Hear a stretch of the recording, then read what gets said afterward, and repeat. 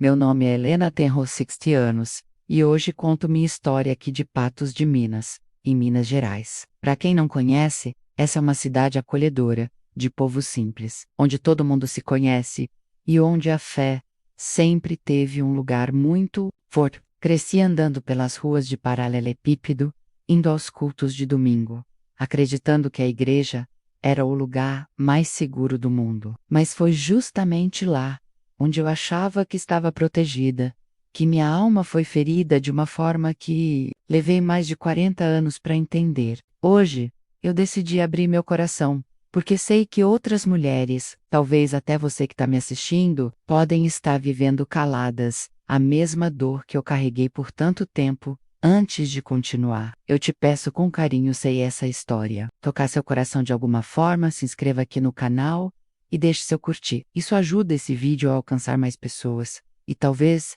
levar força e esperança para quem ainda não tem coragem de falar. E aproveita também para comentar aqui embaixo de qual cidade você está assistindo. Eu quero muito saber até onde essa mensagem vai chegar. O silêncio, quando compartilhado, se transforma, e quanto mais vozes se unem, mais difícil fica para a dor se esconder.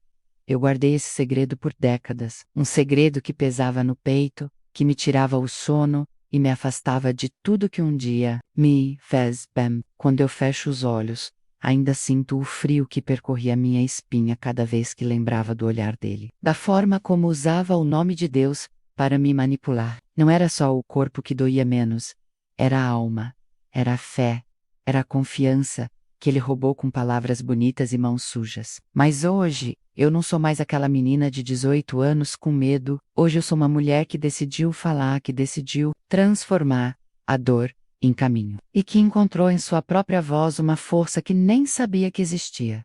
Sentei no último banco da igreja, como quem se esconde. As luzes suaves refletiam nos vitrais coloridos e criavam um jogo de sombras no chão de cerâmica, que me fez lembrar da igreja da minha juventude. Meus dedos tremiam levemente, e para disfarçar, eu os entrelacei sobre o colo, tentando controlar a ansiedade que parecia ter se instalado no meu peito sem pedir licença. Era a primeira vez que eu pisava numa igreja em mais de 40 anos, e cada passo até aquele banco foi um esforço monumental. A vizinha que me convidou estava sentada lá na frente, sorridente, envolvida pela comunidade, e eu me sentia uma intrusa, um vulto do passado espreitando as luzes do presente. A música suave do teclado começou a tocar, e um coro de vozes femininas preencheu o ambiente com uma doçura que me pegou de surpresa. Por um instante, fechei os olhos, tentei respirar fundo, mas era tarde demais. As lembranças começaram a emergir com uma força que eu não conseguia conter.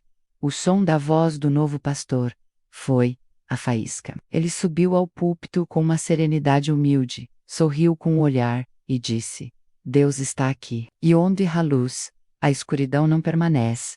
Eu estremeci, senti como se aquelas palavras tivessem sido dirigidas a mim. E isso me irritou. Não com ele, mas com o eco daquela outra voz que um dia me disse algo parecido. Você tem um brilho diferente.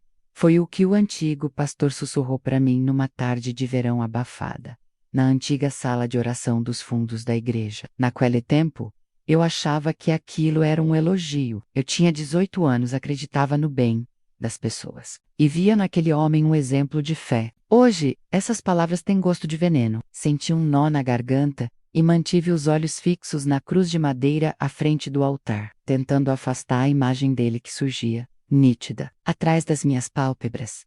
De repente, meu olhar foi puxado para o altar por um movimento sutil. Uma jovem subia para cantar, vestida com um vestido simples, os cabelos presos em um coque e os olhos cheios de ternura. Ela não tinha mais de 20 anos. Vi nela um reflexo de mim mesma, tantas décadas atrás, e isso me destruiu por dentro. Senti um calafrio subir pela espinha, como se o tempo tivesse colapsado e eu estivesse assistindo a mim mesma, prestes a ser ferida. O ar ficou denso. Olhei ao redor para ver se mais alguém percebia o que eu estava sentindo, mas ninguém notou. Estavam todos envolvidos pelo louvor, pela comunhão, pela paz, uma paz que eu não conhecia havia anos. Aquilo me deu raiva. Eu também merecia aquilo. Também queria acreditar de novo. Mas havia algo em mim que não deixava.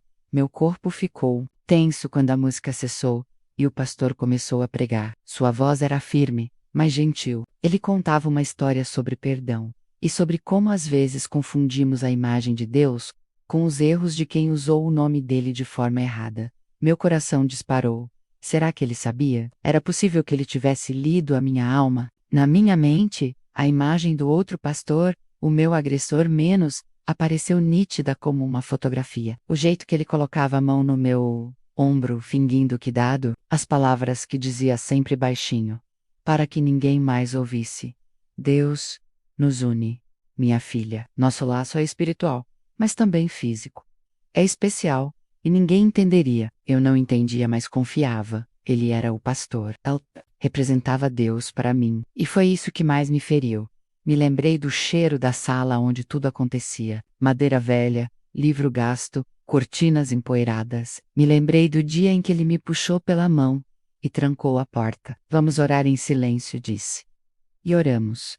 Mas ele nunca fechou os olhos. Foi a primeira vez que me senti invadida. Foi a primeira vez que meu corpo gritou por dentro e minha boca permaneceu fechada. Saí daquela sala com o rosto vermelho e as mãos trêmulas, e nunca mais fui a mesma. Mas ninguém percebia. Eu continuei servindo no coral, sorrindo para as irmãs da igreja, evitando os olhos dele. E ele continuou pregando sobre o amor de Deus, com a voz firme e os gestos grandiosos. De volta àquele banco. 40 anos depois, o presente e o passado colidiram dentro de mim. Eu não sabia se me levantava e ia embora, ou se ficava e enfrentava o que quer que fosse que aquela manhã quisesse me mostrar. O pastor atual, que nada sabia da minha história, continuava dizendo palavras que pareciam me tocar como facas afiadas e compassivas ao mesmo tempo. Deus não se ofende com a sua dor. Ele disse, ele sabe o que fizeram com você. Senti as lágrimas escorrerem antes mesmo de perceber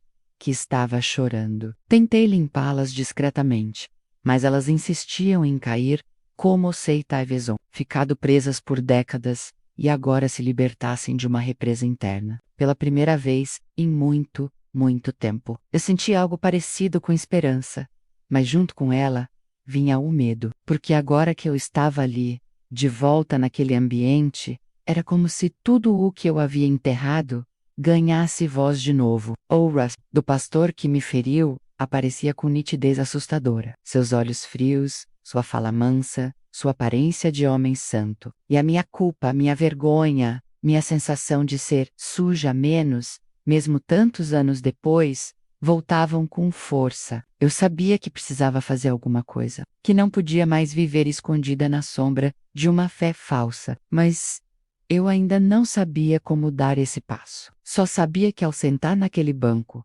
mesmo sem querer, eu tinha iniciado uma caminhada que não teria mais volta, e isso me dava medo, mas também, finalmente, um pouco de coragem.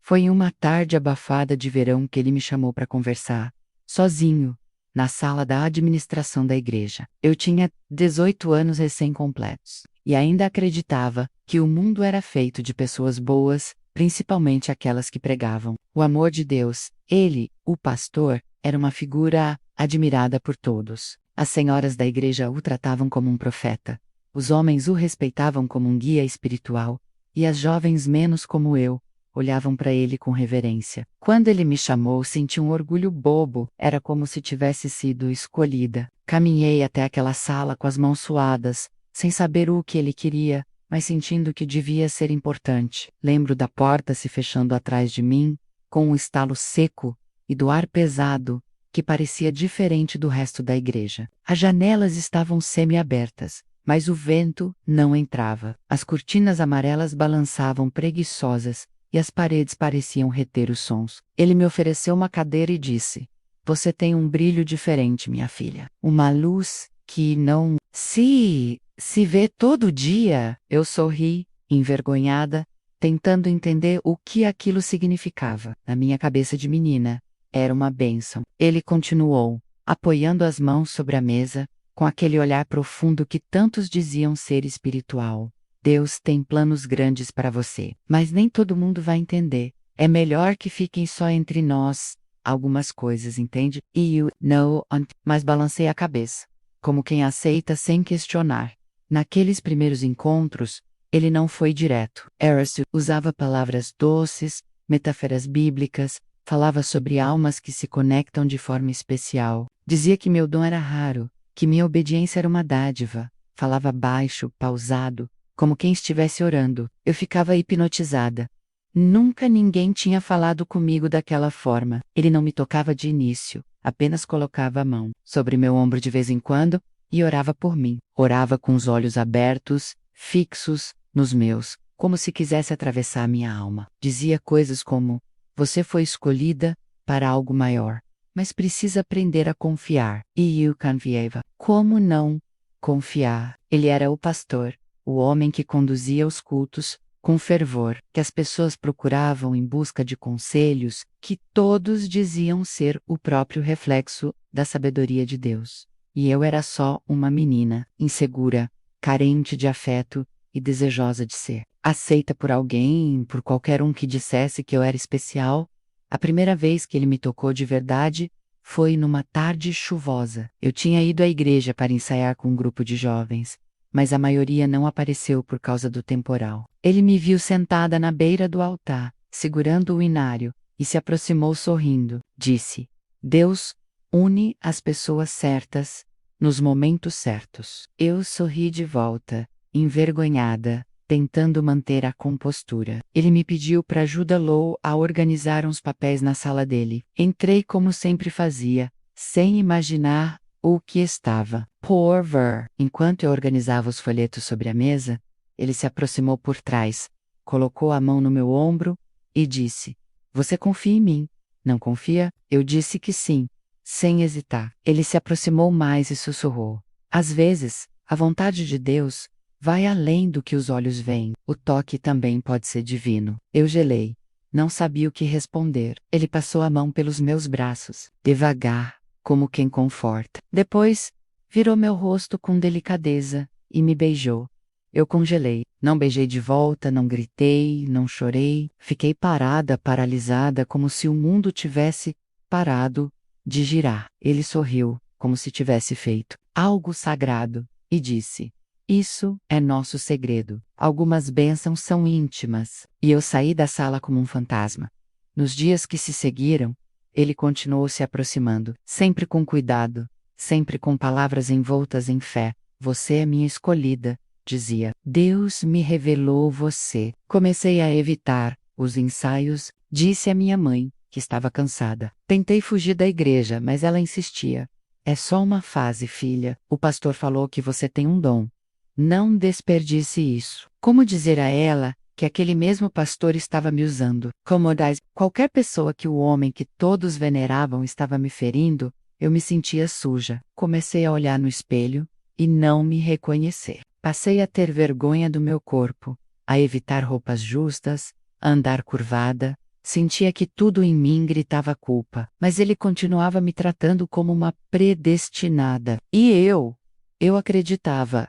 Em parte, porque ele era tão convincente, tão calmo, tão devoto. Uma tarde, tentei confrontá-lo. Estava tomada por uma confusão que não cabia mais dentro de mim. Entrei na sala dele e disse: Pastor, o que está acontecendo entre nós não é certo. Eu me sinto mal. Não estou em paz. Ele não se alterou, cruzou as mãos sobre a mesa, olhou para mim com um ar paciente e respondeu: A paz nem sempre vem fácil, filha. Lembra de Jesus, no deserto? Ele também teve dúvidas. Você precisa confiar. O que temos é de Deus, mas o mundo não entenderia. Por isso, deve ficar entre nós. E mais uma vez, ele me prendeu na armadilha da fé distorcida. E saí da sala com mais dúvidas do que certezas. E passei noites em claro, perguntando a Deus por que ele deixava aquilo acontecer. Mas Deus não respondia. Ou talvez eu não conseguisse ouvir, porque a voz do pastor era mais alta, mais próxima, mais constante. Demorou muito até eu entender que aquilo não era fé, era manipulação, Era abuso, mas naquela época, eu ainda não tinha palavras para nomear o que vivia. Eu apenas sentia um peso no peito, um nó na garganta, uma vergonha que não passava, e uma certeza silenciosa de que ninguém acreditaria em mim. Porque quem ousaria acusar o homem de Deus? Quem ouviria a menina e não o pastor? E foi assim que comecei a morrer por dentro, em silêncio, com os olhos abertos e o coração calado. Tentei contar para uma amiga da igreja. Foi uma das decisões mais difíceis da minha vida. Eu já vinha semanas com um coração inquieto, sufocada, com a alma pesada demais para carregar sozinha. Achei que se dissesse em voz alta, talvez aliviasse um pouco. Talvez, quem sabe, ela me estendesse a mão, me ajudasse a entender que aquilo tudo não era culpa minha, que eu não era a pessoa errada. Ela era uma das meninas do coral, da mesma idade que eu, com quem eu dividia risos, sonhos e segredos bobos. Esperei um momento em que estávamos só nós duas, depois do ensaio, enquanto arrumávamos as partituras no banco da frente. Miu Korak disparava como se eu tivesse prestes a cometer um crime. Olhei para ela e disse, baixinho, com a voz falhando, preciso te contar uma coisa. É sobre o pastor. Ela me olhou curiosa, mas quando comecei a relatar menos com palavras inseguras, phrases parteiras, evitando os detalhes, o semblante dela mudou. Franziu a testa, largou as partituras e me interrompeu no meio da frase. Não fala besteira, menina. Você está confundindo as coisas. O pastor é um homem de Deus. Eu tentei continuar, mas ela ergueu a mão num gesto seco e se afastou. Cuidado com o que você diz. Deus está ouvindo. Naquele instante percebi que ninguém me protegeria. Pior ainda, eu poderia ser vista como alguém que queria sujar o nome do servo do Senhor. Senti o chão sumir dos meus pés. Saí dali, sem dizer mais nada, com os olhos marejados e uma certeza dolorosa no peito. Eu estava sozinha. Depois disso, comecei a carregar a culpa como se fosse um castigo, merecido. A vergonha se transformou em parte de mim, como uma roupa que eu não conseguia tirar. Passei a evitar qualquer espelho. Não suportava olhar meu reflexo, não por causa da aparência, mas porque me sentia quebrada por dentro. Não entendia como algo que, segundo ele, era um dom especial de Deus, podia me fazer sentir tão suja, tão errada, tão pecadora. Foi nesse ponto que comecei a me perguntar se, de fato, o erro era meu. Talvez eu tivesse interpretado mal, talvez eu tivesse provocado com minha roupa, com meu sorriso, com minha presença. Foi só um carinho, ele dissera uma vez, quando tentei demonstrar incômodo. Você é muito sensível. Deus se revela através do toque também. E eu, como uma tola, tentava convencer meu coração de que aquilo era normal. Mas não, era nenhum toque escondido, nenhuma palavra sussurrada, com medo de ser ouvida. Nenhuma oração que termina com um beijo forçado pode vir de Deus. Ainda assim, eu não conseguia gritar.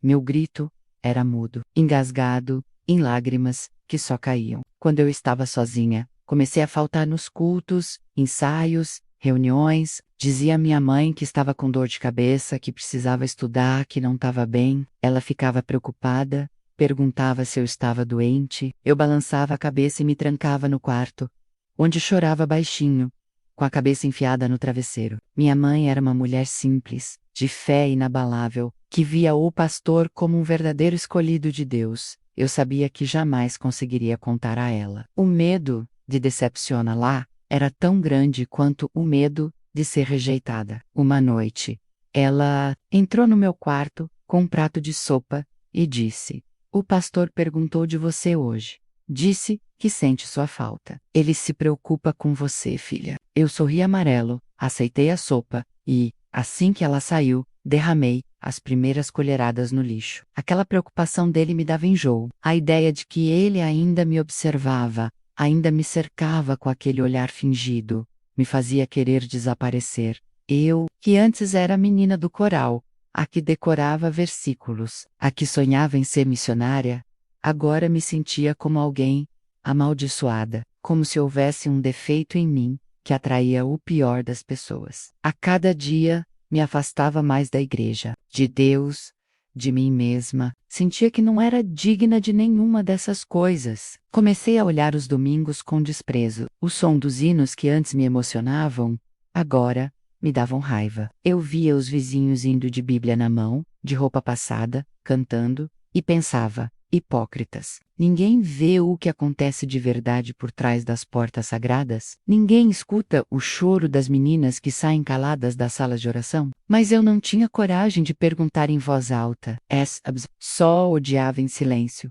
Com o passar dos meses, a sensação de sujo não passou. Pelo contrário, parecia ter se entranhado em minha pele, como uma marca que não sai. Passei a me vestir de forma neutra, larga, como se quisesse desaparecer do olhar dos outros. Odiava a ideia de atrair atenção. Tinha pavor do toque de qualquer homem. Uma vez, um rapaz da faculdade encostou no meu braço ao me cumprimentar, e eu me afastei bruscamente, causando um constrangimento que não consegui explicar. Senti pena dele, mas não consegui pedir desculpa. Minha mente reagia antes do meu corpo, e o corpo reagia antes do coração. Virei um campo de guerra, onde qualquer aproximação era ameaça.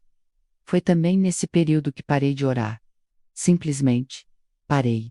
Não era algo consciente, mas um distanciamento frio, natural, como alguém que cansa de gritar e não ser ouvida. Eu sentia raiva de Deus, uma raiva que eu tinha vergonha de admitir. Como Ele, que tudo vê, permitiu aquilo. Como não me protegeu? Como continuava abençoando aquele homem na frente de todos, fazendo-o crescer, pregar, ganhar respeito. E de longe ouvindo comentários: o pastor está sendo convidado para pregar em outras cidades. Ele tem um dom tão bonito, é um homem santo, de palavra firme, e eu queria gritar: santo, de qual Deus você está falando? Mas nunca gritei, apenas virei as costas para tudo que um dia me aqueceu. Deixei a fé no mesmo lugar onde deixei a inocência, trancada num quarto escuro, esperando que algum dia alguém abrisse a porta e dissesse que eu não estava errada. Mas esse alguém nunca veio. E então, aprendi a viver como se aquilo fosse normal, como se o silêncio fosse a única maneira de sobreviver. O tempo passou, e por fora, a vida seguiu como se nada tivesse acontecido. Eu me formei, arrumei um emprego simples, numa papelaria do bairro, e, algum tempo depois, conheci o homem que viria a ser meu marido. Ele era gentil, calmo, desses que falam baixo e olham nos olhos. Me tratava com respeito e paciência, e mesmo, sem saber, foi ele quem me ajudou a acreditar, pela primeira vez, em anos, que talvez eu ainda fosse digna de carinho que não machuca. No início tive dificuldade em me entregar. Tocar na minha pele ainda era algo delicado, quase impossível. Mas ele nunca forçou nada. Esperava. Dizia que entendia que eu era reservada, e achava até bonito isso em mim. Eu sorria, mas nunca contei a verdade, nunca consegui. Ele morreu sem saber o que realmente havia acontecido comigo na juventude. E até hoje essa omissão me dói. Não porque ele teria me julgado menos, acho que não teria menos, mas porque meu silêncio foi uma forma de não permitir que ele me conhecesse inteira. Casei sem que ele soubesse a raiz da minha dor. Construímos uma vida juntos, tranquila, com uma rotina simples, café da manhã, com pão na chapa, finais de semana assistindo novela. E aquele silêncio entre nós que parecia conforto, mas, para mim, era esconderijo. Tivemos 2 filhos, e eles cresceram sem saber por que eu evitava certas conversas, por que eu ficava tão desconfortável, em festas da igreja, da escola, por que eu nunca deixava ninguém tocar no meu pescoço. Eles me viam como uma mulher firme, forte, um pouco reservada, mas sempre presente. Eu era a mãe que não perdia reunião, que costurava fantasias, que preparava lanche de madrugada, mas que desviava o olhar quando o assunto era religião. Nunca levei meus filhos a uma igreja. Quando perguntavam o porquê, eu desconversava. Dizia que preferia rezar em casa. Era a desculpa mais fácil, menos questionável. Na verdade, não suportava a ideia de vê-los em um lugar que para mim representava o início de toda a minha ruína. O cheiro de banco de madeira encerado, o som de vozes entoando louvores, tudo isso me causava calafrios. Meus filhos cresceram livres para escolher suas crenças. E hoje um deles é agnóstico, O outro frequenta uma igreja diferente daquela onde fui ferida. Nunca impus nada. Apenas me mantive distante, como quem observa de longe o lugar onde um dia deixou o próprio coração sangrando. Com o tempo, a lembrança do pastor foi se tornando mais tênue, mas nunca desapareceu por completo. Às vezes eu o via em sonhos, ou em notícias no jornal da cidade. Uma vez, anos depois, vi uma foto dele na internet. Estava mais velho, os cabelos brancos, o rosto enrugado. Mas o olhar era o mesmo. Estava sendo homenageado, por 30 anos. Timenes, lembro de ter parado de respirar por alguns segundos. Li cada palavra daquela matéria, com a mesma sensação de náusea que me acompanhava desde a juventude. Lá estava El, cercado do fiéis, sorrindo para a câmera com a mão sobre a Bíblia. O texto dizia: um homem guiado por Deus, referência de integridade. Quis vomitar, e mais uma vez engoli em silêncio o grito que nunca saiu. Fechei o notebook com força e passei o resto do dia olhando para o teto, sentindo como se tivesse sido atropelada por um passado que eu fingia ter esquecido. Meu marido estava vivo na época, mas eu não disse nada, apenas disse que não me sentia bem. Ele preparou um chá e sentou ao meu lado, segurando minha mão. Eu quis tanto contar. Tentei começar com tem algo que você não sabe sobre mim, mas travei. Olhei para ele e disse apenas: obrigada por cuidar de mim. Ellsworth me beijou a testa e disse: sempre. E eu chorei baixinho, desejando que ele soubesse a verdade, mas incapaz de entregá-la. Quando ele adoeceu, fui eu quem cuidou dele. Fiz tudo o que podia. Vi meu companheiro definhar aos poucos, e com ele, uma parte de mim se foi. Quando o enterrei, achei que havia sido o fim da única âncora que me impedia de afundar. Muse, Phil, já estavam crescidos, morando longe, tocando suas vidas. A casa ficou vazia, e com ela, vieram os fantasmas. Passei dias sem sair do quarto, comendo mal, andando pela casa como um vulto. Foi um tempo escuro, silencioso, onde tudo doía. E foi nesse silêncio que comecei a ouvir uma voz diferente. Não era a voz do pastor, nem a voz do meu marido. Era algo mais interno, mas e profundo. Era minha própria voz, sufocada há tantos anos, tentando me dizer que eu não podia continuar vivendo daquela forma, que eu precisava respirar, falar, me levantar. Mas como começar, de novo, aos 60 anos? Como acreditar em alguma coisa depois de tanta decepção? Foi nesse estado que uma vizinha nova chegou ao prédio. Dom Rosângela, uma senhora animada do falar rápida, que logo se aproximou de mim. Me trouxe o bolo, me convidou para conversar, insistia em me tirar de casa. No início, recusei tudo, dizia que estava ocupada, que preferia ficar sozinha. Mas ela não desistia. Um dia, apareceu com um convite debaixo do braço. Vai, Taram, culto especial lá na igreja do bairro. É bem diferente, você vai gostar. Vamos juntas. Eu recuei na hora. Disse que não frequentava mais. Ela sorriu, me olhou nos olhos e disse: só uma visita. Prometo que, se não gostar, nunca mais. Insisto.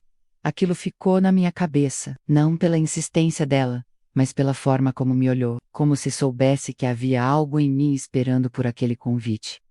Passei aquela noite em claro, debatendo comigo mesma. No dia seguinte, vesti uma roupa discreta, prendi o cabelo e fui. Entrei naquela igreja como quem pisa num campo minado. Cada passo era uma explosão interna. O coração batia rápido. As mas suavem, mas e quando sentei no último banco, percebi que havia dado um passo que eu adiei por 4 décadas. Não sabia ainda o que me esperava, mas naquele momento, só o fato de estar ali já era o começo de alguma coisa. Talvez o começo da cura, talvez, finalmente, o início da verdade. Quando cheguei à porta da igreja naquele domingo de manhã, tive vontade de voltar correndo. Meu corpo inteiro protestava. As mãos suavam.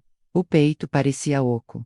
E havia uma pressão estranha na nuca, como se minha própria memória estivesse tentando me puxar de volta para casa. Olhei para os lados, como quem teme ser vista, cometendo um erro. Mas Dom Rosângela já me esperava perto da entrada, com aquele sorriso de quem não aceita recusa. Ela acenou, e eu me obriguei a sorrir de volta, mesmo que o sorriso nascesse torto, cheio de hesitação. Caminhei até ela como quem caminha para uma cova menos ou para um renascimento. Ainda não sabia. Você vai ver, é tudo muito acolhedor, ela disse, como se pudesse sentir meu pânico por dentro. Quando cruzei a porta e pisei naquele chão, fui tomada por um torpor esquisito. O cheiro do lugar, uma mistura de madeira, encerada com lavanda, me trouxe lembranças tão antigas, que quase tropecei. Era o mesmo tipo de piso, os mesmos bancos compridos, a mesma iluminação suave, que atravessava os vitrais e dançava sobre o chão.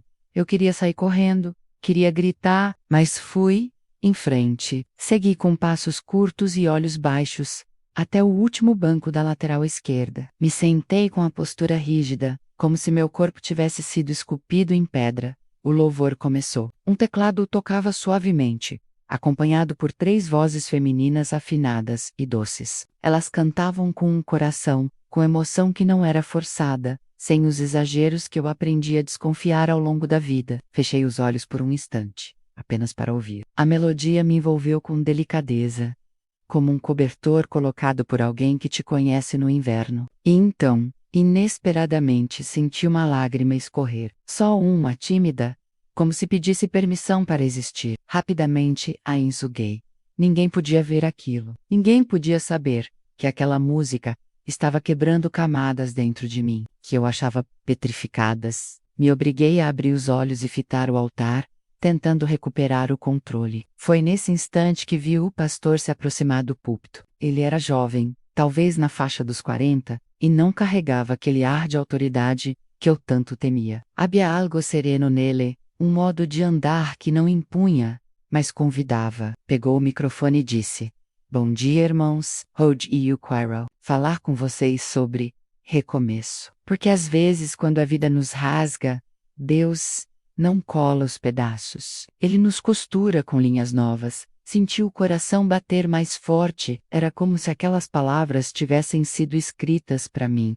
A cada frase dele, eu me via menos distante. Era estranho, porque minha vontade inicial era me fechar, me blindar, levantar um muro invisível. Mas havia algo naquela voz que não forçava entrada, apenas batia devagar. Às vezes nos machucam em nome de Deus. E isso fere mais fundo, porque é uma traição daquilo que deveria ser nosso refúgio. Ele disse em certo momento, olhando para o fundo da igreja, exatamente na minha direção. Senti meu estômago se contrair. Era impossível que ele soubesse da minha história. Era impossível que ele me conhecesse, mas parecia que cada palavra sua vinha cavando dentro de mim um espaço de identificação que eu não esperava encontrar. "Ali." E então ele disse, com firmeza e doçura: "Se você está aqui hoje, com um coração ferido, saiba que Deus nunca foi seu agressor. Foram homens que usaram o nome dele para ferir. Mas Deus, ele sempre quis te curar." Eu não aguentei. Baixei a cabeça e chorei. Não era um choro escandaloso, mas um pranto contido, daqueles que vêm da alma e não pedem permissão. Na minha frente, uma moça se virou discretamente e me estendeu um lenço. Agradeci com um gesto rápido e voltei a olhar para o altar. O pastor agora falava sobre perdão. O perdão é um processo, não um botão.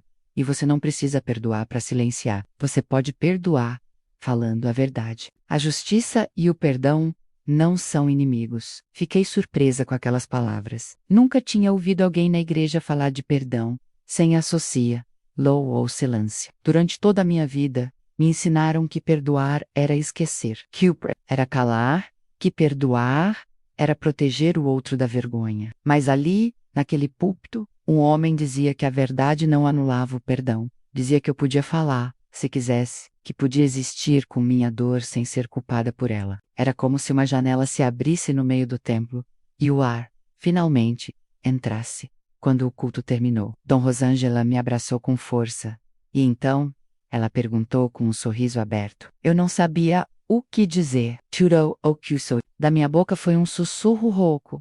Foi diferente. Ela sentiu com a cabeça, como quem entende mais do que demonstra, e me convidou para tomar um café na salinha dos fundos. Fui, ainda um pouco em choque, mas aceitei. Lá, conheci outras mulheres, umas mais jovens, outras mais velhas. Elas conversavam com leveza, contavam partes da vida, riam, dividiam memórias. Fui acolhida com naturalidade, sem perguntas invasivas, sem desconfiança. Uma delas me olhou nos olhos e disse: "Volte quando quiser. Aqui, ninguém precisa se explicar para ter lugar." Aquela frase ficou em mim como uma semente. Na volta para casa, caminhei devagar. O céu estava nublado, mas havia uma brisa morna, daquelas que anunciam chuva, mas também lavam o ar. Olhei para cima, e pela primeira vez em muitos anos, sussurrei um nome que eu havia evitado por tanto tempo.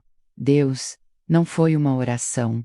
Não foi um pedido. Foi só uma tentativa tímida de recomeço, uma fresta, um ensaio de fé. Não ao saber ainda se seria possível confiar novamente. Mas sabia que naquele banco, naquela manhã, alguma coisa em mim havia se movido. E quando a alma começa a se mexer, mesmo que devagar, é porque talvez menos, só talvez menos, ela esteja se preparando para viver de novo. Voltei para aquela igreja no domingo seguinte, mesmo com o coração apertado e a sensação de estar pisando em terreno desconhecido. Algo dentro de mim resistia, mas outra parte, mais sutil, mais escondida, me puxava para frente. Era como sei, aquela pequena chama acesa no fundo do peito, que por tantos anos esteve sufocada. Tivesse ganhado uma brisa leve, o suficiente para não apagar. Quando cheguei, Dom Rosângela me recebeu, com o mesmo sorriso sereno, como se soubesse que minha presença ali era uma batalha vencida contra mim mesma. Sentei no mesmo banco, no mesmo canto, e quando a música começou, fechei os olhos, não mais por medo, mas por desejo de sentir. Naquela manhã, não chorei, apenas ouvi. O pastor falou sobre libertação da culpa. Muitas vezes, a vergonha que carregamos não é nossa, é uma carga que alguém jogou sobre nós, e nós, sem saber, aceitamos. Mas hoje, Deus quer tirar esse fardo dos seus ombros. Era impossível ouvir aquilo e não pensar na menina que eu fui, curvada por pesos que não escolhi. Saí de culto mais leve, mas também inquieta. Algo se revirava em mim, como se a dor de antes estivesse se mexendo para se transformar naquela mesma semana. Fui convidada a participar de um grupo de mulheres da igreja que se reunia às quartas-feiras. Era um grupo pequeno, íntimo, mais voltado para a partilha de vida do que para estudo bíblico. Relutei antes de aceitar, mas no fim, decidi ir. Quando entrei na casa onde o grupo acontecia, senti um frio na barriga. As cadeiras dispostas em círculo, o cheiro de café passado na hora, as vozes rindo baixinho. Tudo aquilo me lembrava os encontros de jovens da minha antiga igreja, só que com uma atmosfera diferente, mais humana, mais verdadeira. Sentei discretamente num canto, ouvindo mais do que falando. As mulheres ali contavam suas histórias, com uma franqueza que me desconcertou. Falavam de perdas, de traições, de filhos presos, de maridos ausentes, de sonhos quebrados. Não havia máscaras, havia verdade, e foi essa verdade que começou a me tocar, devagar. No segundo encontro, uma delas, uma senhora de cabelos brancos chamada Neuza, contou que havia sido abusada por um tio na infância. Falou com a voz firme, sem rodeios, como quem já transformou dor em cicatriz, e não em ferida aberta. Eu congelei, senti meu corpo inteiro reagir, como se a memória guardada tivesse sido acionada por aquela confissão. Fiquei em silêncio pelo restante da reunião, e quando cheguei em casa, desabei. Sentei na cama e chorei, como há anos não chorava. Não era mais o choro contido, tímido, escondido. Era um choro de alma, daqueles que vêm lá do fundo, que não pedem permissão. Pela primeira vez, permiti sentir sem tentar controlar. A imagem dele, o pastor, voltou com força. Seu rosto, suas palavras, suas mãos. Eu tremia, mas dessa vez, algo estava diferente. Eu não me sentia mais sozinha. Pela primeira vez, eu sabia que existia um lugar onde talvez eu pudesse dizer, onde talvez alguém me ouviria. No terceiro encontro do grupo, minhas mãos suavam, meu peito doía, mas eu decidi falar. Esperei o momento certo, quando o clima estava mais íntimo, mais quieto, e disse com a voz baixa, quase num sussurro: eu também fui abusada. Poran Paster, eu tinha 18 anos. O silêncio que se seguiu não foi de choque,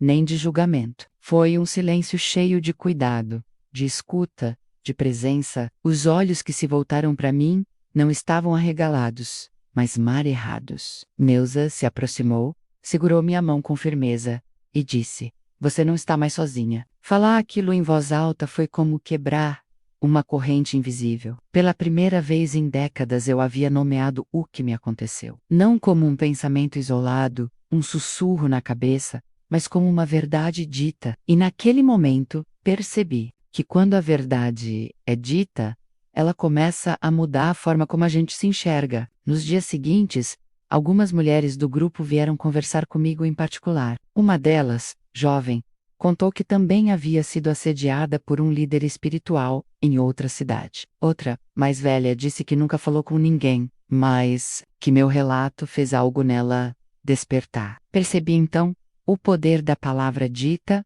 o poder da escuta e o quanto o silêncio nos adoece. Uma semana depois, fui chamada para conversar com uma das coordenadoras do Ministério Feminino da igreja. Ela me recebeu com carinho, me ouviu com atenção e, ao final, disse: "Você tem coragem, e nós estamos com você." Aquela conversa mudou tudo. Me deram apoio psicológico, me orientaram sobre meus direitos, me ofereceram a oportunidade de levar minha história adiante. Mas, acima de tudo, me olharam com respeito. Pela primeira vez, alguém de dentro da igreja olhou para minha dor, sem desconfiança. Isso para mim foi um milagre. Comecei a fazer terapia com uma psicóloga indicada pela igreja. Nas primeiras sessões, mal conseguia falar, mas aos poucos, fui abrindo as caixas que eu havia enterrado. E cada vez que abria uma, sentia o peso diminuir. A terapeuta me disse: "Você sobreviveu. Agora está na hora de viver." E eu queria tanto acreditar nisso. Ainda não era fácil. Às vezes, acordava de madrugada com pesadelos. Às vezes, voltava aquele medo infantil de ser desacreditada. Mas algo já havia mudado. Eu sabia que existia um caminho. E o mais importante, eu tinha começado a trilhar esse caminho com meus próprios passos. Cada fala no grupo, cada conversa na terapia, cada oração que saía com dificuldade dos meus lábios, era uma peça reconstruída. Eu ainda não sabia onde isso tudo ia dar, mas pela primeira vez, sentia que havia espaço para mim. Não como vítima, mas como mulher, como filha, como alguém inteira, e isso, depois de tudo, era mais do que eu imaginava um dia alcançar. Foi numa tarde de terça-feira, pouco depois do encontro com a psicóloga, que eu disse o nome dele em voz alta. Estávamos em uma sala iluminada, silenciosa, com uma janela aberta que deixava entrar o som das folhas sendo sacudidas pelo vento. Ela me perguntou com delicadeza: "Você lembra o nome dele?" Eu fechei os olhos, respirei fundo e respondi: "Pastor Jonas." Só isso.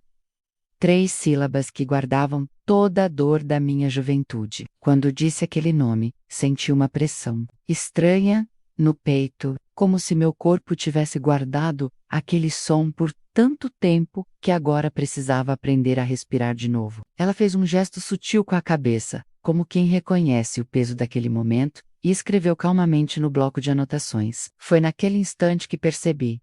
Eu não tinha mais vergonha de nomear. Eu não precisava mais proteger o agressor com o meu silêncio. E mais do que isso, eu não precisava mais carregar aquela culpa sozinha. Na semana seguinte, voltei ao grupo de mulheres e contei que havia lembrado de tudo com clareza. Contei como ele me abordava, o que dizia, como fazia, tudo parecer obra divina. O grupo estava em silêncio, mas era um silêncio cheio de atenção e respeito. Foi então que Clara, uma das mulheres mais jovens do grupo, interrompeu a minha fala, com a voz trêmula. "Você disse Jonas?" "Jonas de Oliveira." Eu assenti, e o que vi nos olhos dela me arrepiou. Ela levou a mão à boca e, por alguns segundos, não conseguiu falar. Quando finalmente respirou, disse: "Esse homem ainda prega na cidade onde minha irmã mora. Ele é pastor lá até hoje." O mundo girou. Eu senti o sangue sair das minhas pernas. Tudo ficou embaçado. "Como assim?" perguntei, sem acreditar. "Você tem certeza?" Ela confirmou com a cabeça, os olhos cheios de lágrimas. "Minha irmã frequenta a igreja. Ela me contou que ele é respeitado, tem muitos seguidores. Inclusive eu mesma o vi num vídeo no Instagram, pregando sobre pureza. Aquilo me rasgou por dentro. A idea de que ele ainda ocupava o púlpito, ainda manipulava pessoas, ainda poderia tocar outras meninas como tocou em mim. Era insuportável. Nos dias seguintes, mergulhei num turbilhão de emoções. A raiva, que durante tantos anos ficou adormecida sob camadas de medo, começou a despertar com força. Era uma raiva justa, limpa, diferente da culpa que me consumia. Antes, era a raiva de quem foi calada, desacreditada, enganada, em nome de algo sagrado. E junto com essa raiva, nasceu uma decisão. Eu não podia mais me calar. Precisava fazer algo. Procuramos juntas informações sobre a igreja onde ele atuava, e em poucos cliques encontramos o perfil oficial nas redes sociais. Lo Stavel, cabelos brancos, sorriso gentil, com a mesma expressão falsa de humildade, segurando a Bíblia e pregando para dezenas de pessoas. Vi vídeos curtos de suas mensagens. Ouvi ele dizendo coisas como: o corpo é templo do Senhor, deve ser preservado, e minha vontade era atravessar a tela e gritar. Desliguei o celular, com a respiração acelerada. Liguei para Clara naquela noite e disse: nós temos que fazer alguma coisa, eu não posso deixar isso continuar. Fomos até a liderança da igreja que eu frequentava. A pastora responsável pelo Ministério de Mulheres nos recebeu com um coração aberto. Relatei tudo, do início ao fim, com calma, com firmeza. Não me escondi, não minimizei. Pela primeira vez, contei minha história como testemunha, não como vítima. Ela ouviu com os olhos marejados e disse: o que ele fez é crime e precisa ser denunciado. Você quer seguir com isso? Eu hesitei por um segundo. Denunciar significava reviver, significava enfrentar, mas também significava proteger. E naquele instante, pensei nas meninas que ele podia estar ferindo agora. Pensei em quem eu teria sido se alguém tivesse me protegido. Olhei nos olhos dela e disse: sim, eu quero. A pastora segurou minha mão e respondeu: nós vamos com você. A denúncia foi feita no Ministério Público da cidade onde ele atuava. Eu prestei depoimento completo, entreguei tudo que lembrava, datas, detalhes. Foram dias difíceis. Reviver aquilo em voz alta para pessoas estranhas me fez tremer mais de uma vez. Mas a cada palavra dita, era como se eu recuperasse um pedaço da minha dignidade. Descobrimos durante o processo que outras duas mulheres da mesma igreja já haviam feito relatos informais, parecidos, mas que nunca avançaram por falta de provas, por medo, por vergonha. Agora, com o meu depoimento, havia um fio de esperança para que a verdade, finalmente, viesse à tona. Clara entrou em contato com a irmã e contou tudo. No início, a moça se recusou a acreditar.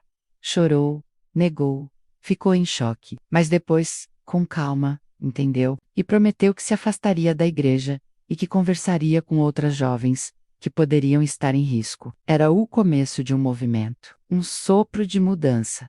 Naquela noite, depoado tudo, sentei na varanda da minha casa, olhando para o céu escuro, salpicado de estrelas, e senti algo que não sentia há muitos anos. Justiça. Ainda não era a justiça dos tribunais, mas era a justiça do meu próprio coração.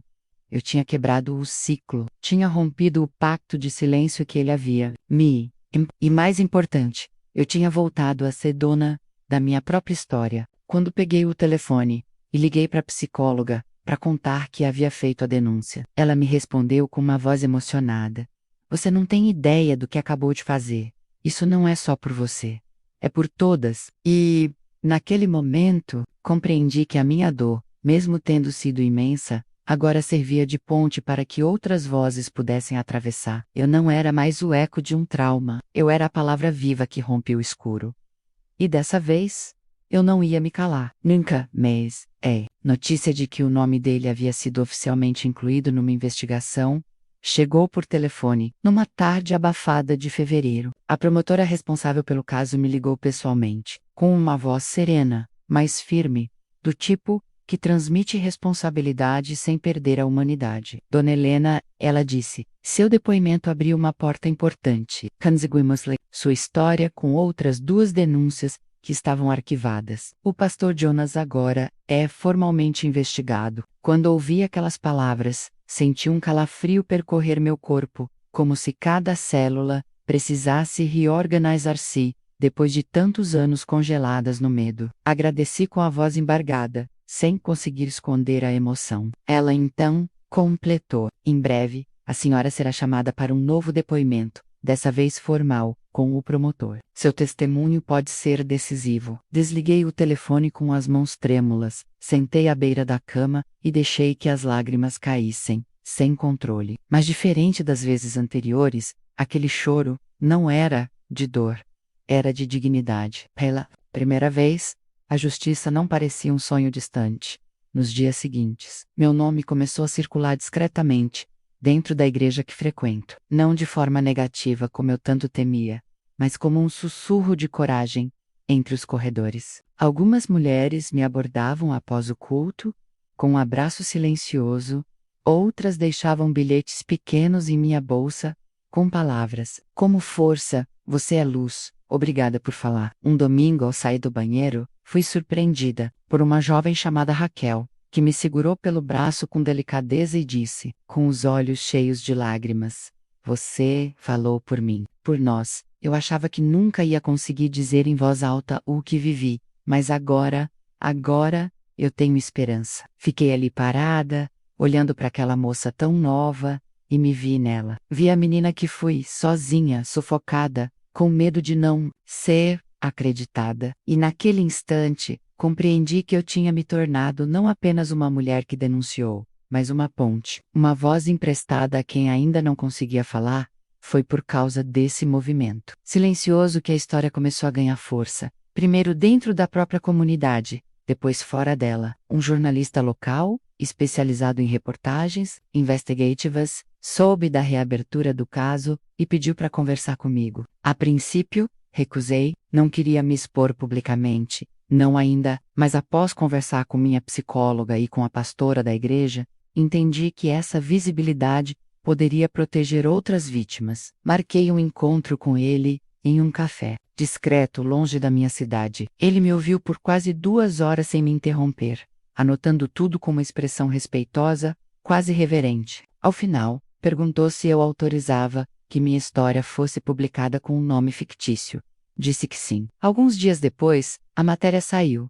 O silêncio que gritou: mulheres rompem o medo e denunciam pastor influente por abuso. A reportagem foi compartilhada por centenas de pessoas nas redes sociais e começou a chamar a atenção de autoridades, de outras vítimas, de comunidades que também conheciam o nome de Jonas de Oliveira. Uma manhã, ao abrir o e-mail, encontrei uma mensagem com um assunto: obrigada. Era de uma mulher de outra cidade que se identificava como Ana.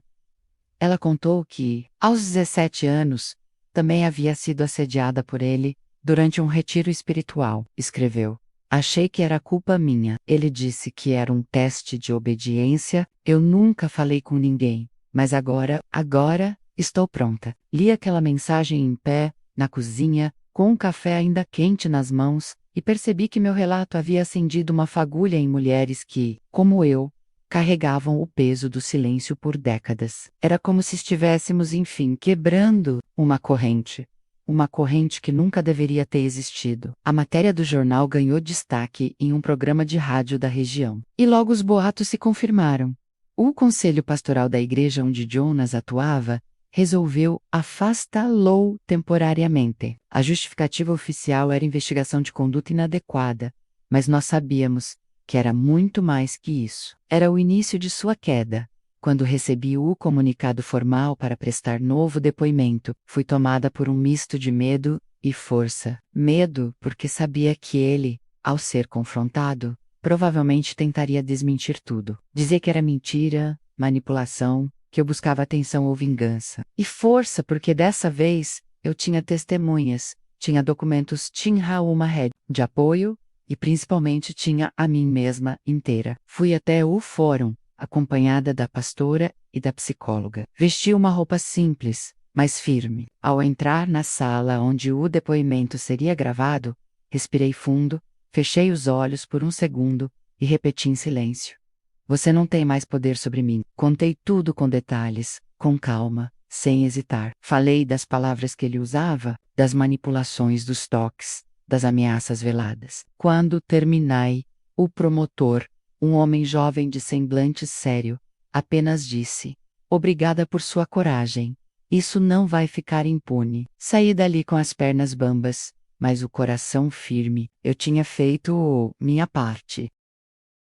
Algumas semanas depois fui convidada a participar de um seminário sobre abuso espiritual em uma universidade da capital. Não aceitei de imediato, porque me sentia despreparada para falar em público. Mas, depois de pensar muito, decidi ir. Falei com a voz trêmula, com as mãos suando, mas falei. E, ao final, fui aplaudida de pé. Uma moça da plateia se aproximou e disse: "Sua história me lembrou da minha. E agora? Eu quero contar também." Voltei para casa em silêncio, olhando pela janela do ônibus, o caminho passar. E entendi, com uma clareza absoluta, que que um dia foi minha maior dor agora, começava a se transformar em semente. Uma plantada no solo árido do medo, mas regada com verdade, com coragem e com fé. E essa fé, que eu achava ter perdido para sempre, agora brotava diferente. Não como antes, cega e inocente, mas como um farol firme, que não fecha os olhos para a escuridão, mas escolhe enfrentá-la com luz.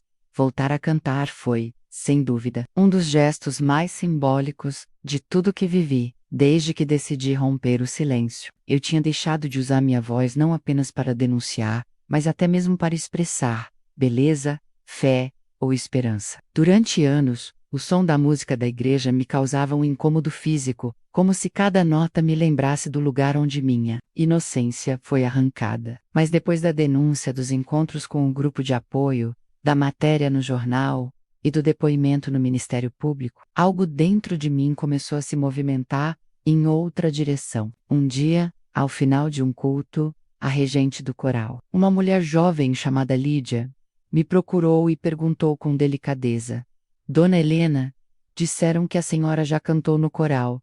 É verdade?" Eu sorri sem graça, olhando para o chão, como quem hesita em revisitar uma versão antiga de si mesma, mas respondi com sinceridade: "Cantei, sim, na juventude, muito tempo atrás." Ela sorriu com entusiasmo e disse: "A senhora tem voz calma, bonita. Se um dia quiser voltar, será muito bem-vinda." Aquelas palavras ficaram na minha cabeça durante dias. Eu repeti aquela frase em pensamento, como quem experimenta um sabor novo e ainda não sabe se gosta. Mas sentia que era um convite para a vida, e aceitei. A primeira vez que voltei a ensaiar, minhas pernas tremiam, como se estivessem prestes a me abandonar. O coral se reunia aos sábados, à tarde, em uma das salas anexas da igreja. O espaço era simples, com ventiladores barulhentos, um teclado encostado na parede e cadeiras de plástico enfileiradas em círculo. Quando entrei, alguns rostos sorriram para mim com gentileza, mas sem exageros. Lídia me apresentou com cuidado.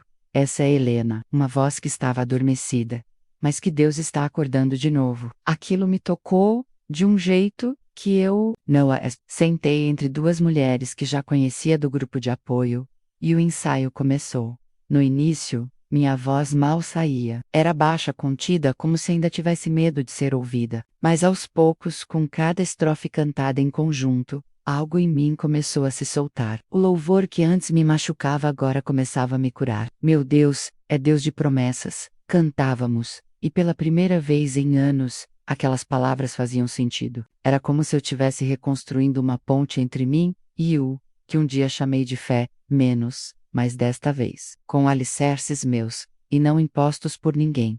No terceiro ensaio, Lídia me deu um solo. Foi uma canção simples, sobre recomeços, que falava de Deus encontrando quem se perdeu. Quando ela me entregou a partitura e disse: "É sua", eu gelei. "Tem certeza?" perguntei, ainda com a insegurança colada na pele. Ela sentiu com um sorriso leve e respondeu: "Ninguém melhor que você para cantar isso." Ensaiamos juntas, e no domingo seguinte, subi ao altar para cantar. A igreja estava cheia, mas não me senti sozinha. Estavam lá Clara, Dom Rosângela, minha psicóloga, a pastora, mulheres que me ajudaram a costurar meu chão quando ele se rompeu. Cantei com a voz firme, olhando para frente, respirando fundo entre os versos. E quando terminei, a igreja ficou em silêncio por alguns segundos. Antes de não era o aplauso de espetáculo, era um aplauso de reconhecimento, de reverência à história não contada por trás da voz. Desci do altar com um coração pulsando de algo novo. Ali naquele domingo, entendi que minha voz, antes silenciada pela dor, agora era um instrumento de cura menos para mim e para outras. Depois daquele dia, outras mulheres começaram a se aproximar de mim. Durante os cultos, nos corredores, no mercado, nas ruas, mulheres jovens, senhoras, mães, algumas diziam apenas obrigada, outras contavam partes de suas histórias. Uma me disse: "Eu nunca contei para ninguém, mas também vivi algo parecido." Outra escreveu num bilhete: "O seu sim me salvou." Percebi que minha caminhada individual havia se tornado um caminho coletivo. E essa consciência me deu ainda mais responsabilidade. Não apenas de continuar, mas do ser firme, de estar disponível, de segurar a mão de quem estava ainda no escuro. Começamos, junto com a igreja, a organizar rodas de conversa, pequenos encontros, onde mulheres podiam compartilhar, ouvir, aprender, a reconhecer sinais de abuso, manipulação espiritual, violência emocional. Chamamos o projeto de Entre Vozes, e a cada encontro, uma nova semente era plantada. Uma adolescente que ouvia e entendia que podia dizer não. Uma senhora que descobria que nunca era tarde para romper o silêncio. Uma mãe que aprendia a ouvir sua filha com mais atenção. Certa vez, após uma dessas rodas, uma jovem chamada Júlia me procurou. Tinha olhos inquietos, voz baixa, e carregava um caderno velho nas mãos. Me disse: "Li sua história. Vi você cantando e comecei a escrever sobre o que me aconteceu também." Entregou-me o caderno com cuidado, como se fosse algo sagrado. Eu li em casa, aos poucos, e chorei com cada página. Era a história dela, mas era também a minha, e a de tantas outras. No final do caderno, havia uma frase que nunca vou esquecer: "Se a sua coragem encontrou a minha dor, talvez minha coragem encontre a dor de outra." Guardei aquele caderno com carinho e liguei para ela no dia seguinte. "Você quer compartilhar isso com outras mulheres?" perguntei. Ela respondeu: "Quero, mas só se for ao seu lado." E assim fizemos. Ela leu trechos na roda seguinte, com a voz trêmula, mas firme, e ao final, choramos juntas. Minha fé, que um dia foi instrumento de dor, hoje é uma fé costurada com verdades. Não uma fé cega, mas uma fé consciente, amadurecida, que aprendeu a separar Deus dos homens que o usaram para ferir. Entendi que Deus nunca compactuou com o meu silêncio, que Ele chorou comigo nas madrugadas e me esperou pacientemente até que eu tivesse forças para voltar a falar. Hoje, quando oro, não peço mais proteção, como quem teme ser atingida. Paco, luz, peço discernimento, peço coragem e agradeço. Agradeço por estar viva, por ter resistido, por ter cantado de novo e por ter transformado um passado de escuridão em uma estrada de esperança para outras mulheres. Minha fé não é a mesma.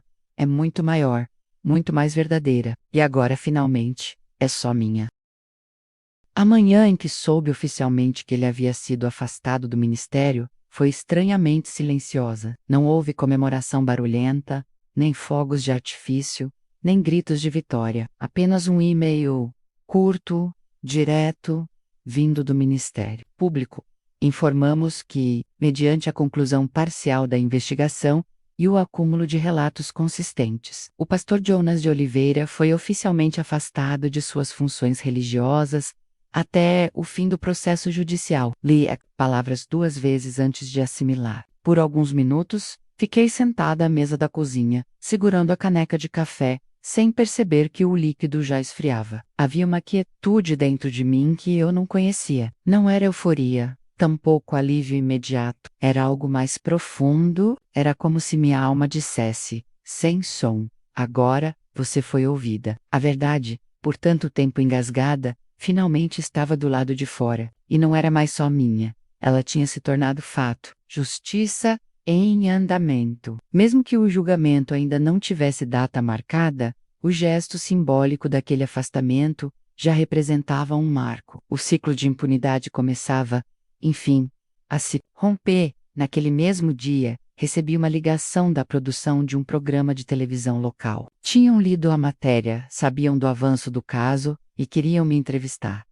No início, hesitei. Ainda me assustava a ideia de me expor daquela forma, com câmeras, perguntas diretas, rostos desconhecidos, mas depois de conversar com minha psicóloga e orar durante a noite inteira, senti que precisava aceitar. Não por vaidade, mas por missão. Pela Helena de 18 anos que foi silenciada, pelas mulheres que ainda estavam presas no mesmo nó que um dia me sufocou. No estúdio, a maquiagem era leve, mas minhas mãos tremiam. O apresentador, um homem respeitoso, começou dizendo: "Hoje, recebemos uma mulher que transformou sua dor em coragem. Ela escolheu falar quando tantos esperavam silêncio. As perguntas vieram com cuidado, e eu respondi com verdade. Falei sobre tudo, o passado, a vergonha, o medo, o dia em que voltei à igreja, o grupo de apoio, a denúncia, o impacto de ver outras mulheres despertarem." E então, ele perguntou: se pudesse dizer algo para Helena de 18 anos, o que diria? Respirei fundo, com os olhos marejando, e respondi: diria que ela não teve culpa, que Deus nunca virou o rosto, que um dia ela voltaria a cantar, e sua voz mudaria vidas. O estúdio ficou em silêncio, e eu senti que ali, naquele instante, uma ferida havia sido costurada de vez. A repercussão da entrevista foi imediata. Pessoas me mandaram mensagens, cartas e até flores deixaram na portaria da minha casa. Um grupo de jovens da igreja me entregou um envelope com dezenas de bilhetes feitos à mão com frases como: "Você nos ensinou a ter coragem. Obrigada por lutar por nós. Agora sabemos que podemos falar." Li cada um com lágrimas nos olhos e guardei todos numa caixa que hoje mantenho como tesouro. Mas um bilhete em especial me marcou. Escrito com uma letra firme e madura, dizia apenas: "Você não falou só por nós, você desfez o pacto de silêncio de gerações." Não havia nome, nem assinatura. Apenas essa frase. E foi aí que percebi que a batalha que eu havia travado não era só minha, nem só da minha geração. Era um movimento maior, que tocava as que vieram antes e as que viriam depois. Era um rompimento com uma cultura de medo, que por tanto tempo havia se disfarçado de respeito, de fé, de obediência com o avanço do processo judicial. Participei de uma audiência reservada com o juiz e os advogados. Não vi o rosto dele, não naquele dia, mas soube que havia sido notificado e que agora estava legalmente impedido de atuar em qualquer função religiosa até o fim do julgamento. Me disseram que ele chorou ao saber da decisão, que alegou inocência, que tentou convencer a congregação de que era vítima de calúnia.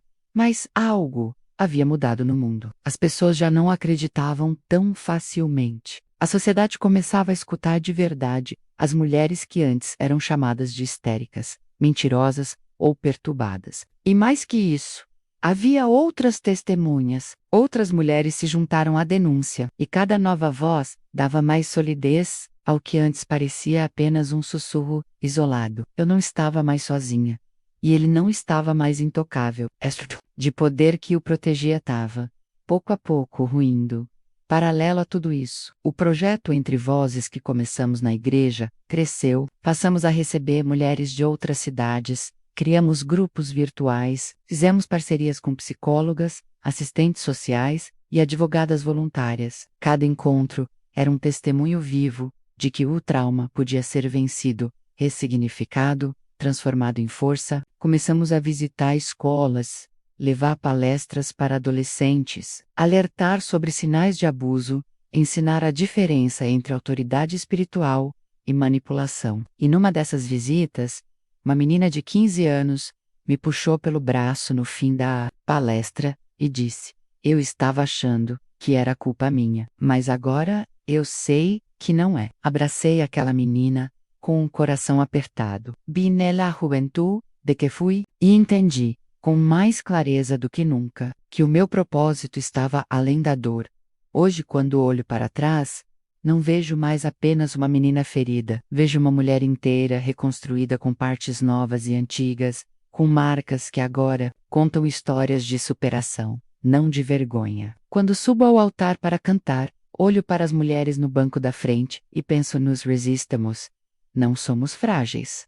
Somos fortes. E não porque não caímos, mas porque caímos e escolhemos levantar. E se hoje eu acredito em Deus novamente, é porque aprendi a separar o Criador das mãos humanas, que tentaram calá-lo. Meu Deus é justiça, é abrigo, é verdade. Ele não me protegeu do que fizeram comigo menos, mas me deu força para atravessar. Para-Survivor, Para-Transformer. E por isso, todos os dias antes de dormir, sussurro uma oração que não tem pedido, apenas gratidão. Obrigada, Senhor, por me devolver a mim mesma. Agora sim, agora, eu sou livre.